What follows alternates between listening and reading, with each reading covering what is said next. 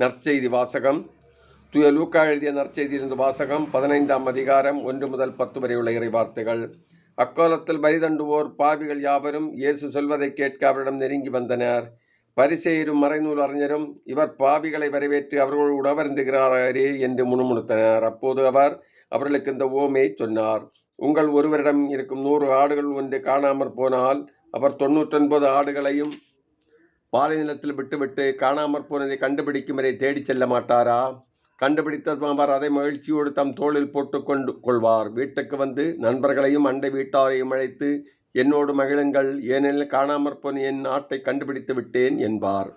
அதுபோலவே மனமாற தேவையில்லா 99 நேர்மையாளர்களை குறித்து உண்டாகும் மகிழ்ச்சியை விட மனமாறிய ஒரு பாவியை குறித்து விண்ணுலகில் மிகுதியான மகிழ்ச்சி உண்டாகும் என நான் உங்களுக்கு சொல்கிறேன்.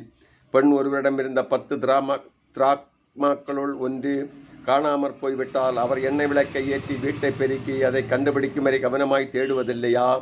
கண்டுபிடித்ததும் அவர் தோழியரையும் அண்டை வீட்டாரையும் அழைத்து, என்னோடு மகிழுங்கள், ஏனெனில் காணாமற் போன திராக்மாவை கண்டுபிடித்து விட்டேன் என்பார். அவ்வாறே மனமாறிய ஒரு பாவியை குறித்து கடவுளின் தூதரிடையே மகிழ்ச்சி உண்டாகும் என உங்களுக்கு சொல்கிறேன் என்றார். இது கிறிஸ்து வழங்கும் நற்செய்தி.